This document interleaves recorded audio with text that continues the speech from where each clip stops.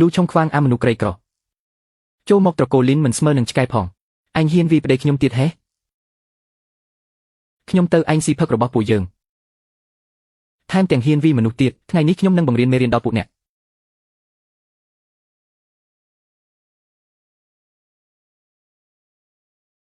ទោះឯងខ្លាំងប៉ុណ្ណាក៏ដោយក៏គ្រាន់តែជាអាមនុក្រីក្រគ្មានតម្លៃម្នាក់ដែរអញហែកកិច្ចសន្យាធ្វើឲ្យប៉ះពាល់ដល់ក្រុមហ៊ុនឈីសឹងកុំថាឡើយឯងសំបីតែលីនស៊ូយីងក៏កុំសង្ឃឹមថានឹងមានកន្លែងឈរជើងនៅទីក្រុងនេះដើមឡើយខ្ញុំចង់ទុកមុខឲ្យយ៉ាវទើបទុកផ្លូវឲ្យពួកអ្នកខ្លះតែពួកអ្នកមិនសមនឹងទទួលបានវាទេគ្រប់គ្រាន់ហើយអញហ៊ានធ្វើរឿងបែបនេះនៅផ្ទះត្រកូលលីនមែនទេ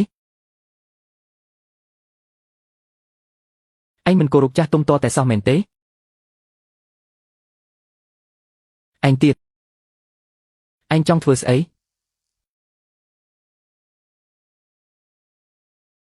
ពួកអ្នកឯងនេះចេះតែមើងងាយអ្នកក៏ចេះតែលើកជើងអ្នកមានចាប់ពីថ្ងៃនេះទៅគ្រួសារយើងនឹងកាត់ផ្តាច់ទំនាក់ទំនងជាមួយគ្រួសារអ្នកកាត់ផ្តាច់ឲ្យដាច់ស្រឡះអញចង់កាត់ផ្តាច់ក៏កាត់បានដែរអញគិតថាអញជាអ្នកណា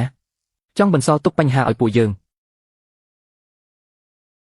ហើយរត់ចោលស្រួលមែនទេកុំសង្ឃឹមលើកលែងតែ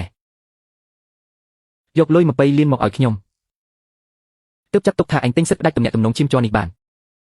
បើគ្មានលុយទេកុំសង្ឃឹមថានឹងបានចេញពីទីនេះឲ្យសោះបើថ្ងៃនេះគ្មានលុយត្រូវលុតជង្គង់លើកកម្រាលនេះឲ្យស្អាត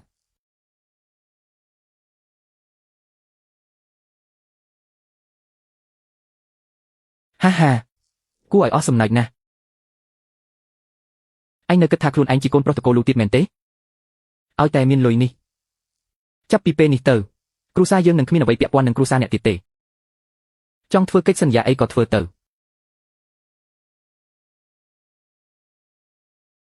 បាន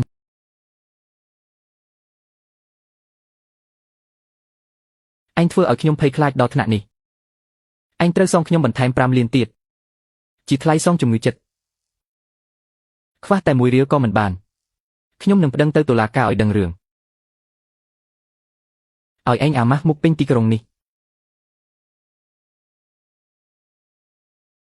25លានទៀតមែនទេមានទៀតទេត្រូវការឲ្យខ្ញុំថែមទៀតទេធ្វើមកខ្លាំងណាស់បើអញអាចយកលុយ25លានមកបានខ្ញុំនឹងសរសេរឈ្មោះត្រឡប់ក្រោយឲ្យអញមើលខ្លួនឯងជាប់ពាក់សុទ្ធតែរបស់ថប់មិនដល់100ផងមកទីនេះដើម្បីសម្ដែងធ្វើអីខ្ញុំថាត្រឹម250ក៏ឯងរកមិនបានផង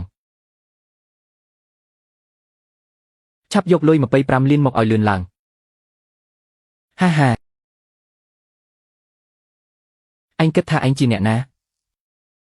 ជាប្រធានក្រុមហ៊ុនធំមែនទេហា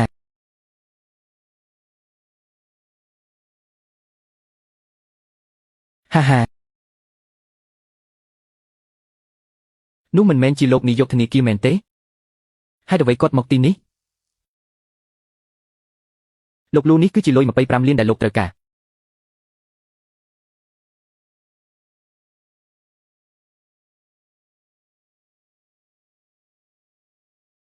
ជីតារបស់លោកក៏មិនអាចឲ្យនាយកធនាគារមកជូនលុយដោយផ្ទាល់ដែរ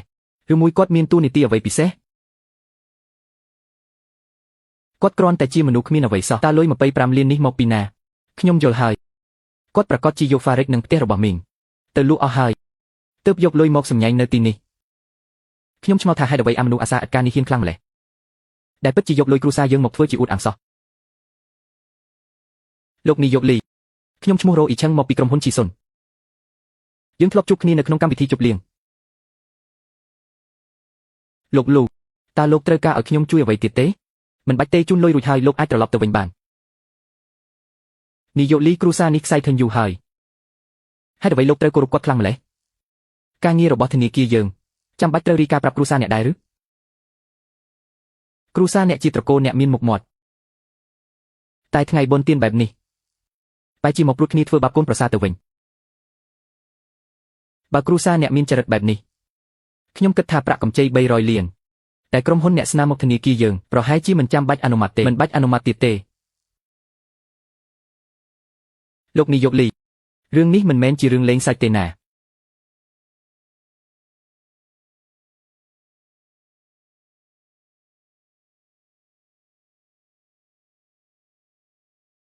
អាមនុស្សចង្រៃតាំងពីឯងចូលមកក្នុងផ្ទះនេះមានតែរឿងមិនល្អកើតឡើងមិនឈប់លូចុងគូឯងទៅតាមលោកនាយកលាឥឡូវនេះទៅអង្វរគាត់ឲ្យត្រឡប់មកវិញភ្លាមបើប្រាក់កម្ចីខ្ញុំមានបញ្ហាឯងដឹងខ្លួនហើយធនាគារជាអ្នកសម្រេចចិត្តដោយខ្លួនឯងតើពាក់ព័ន្ធអ្វីនឹងខ្ញុំលុយ25លានគ្រប់ចំនួនចុះហត្ថលេខាឲ្យហើយទៅ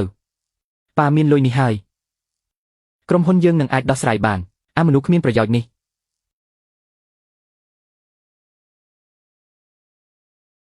ចុះហត្ថលេខាហើយ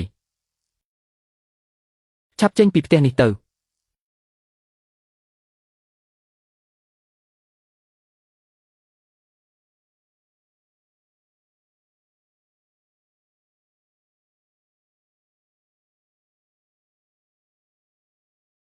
រឿងនេះមិនទាន់ចប់ទេអញវាខ្ញុំនឹងប្រពន្ធខ្ញុំមិនបាច់សងសំណងទេបានចឹងយើងមកនិយាយគ្នារឿងសងថ្លៃនាឡិកានេះសិនទៅនាឡិកាអននឹងតម្លៃប៉ុន្មានទៅបានជាថ្លៃម្ល៉េះមិនថ្លៃប៉ុន្មានទេ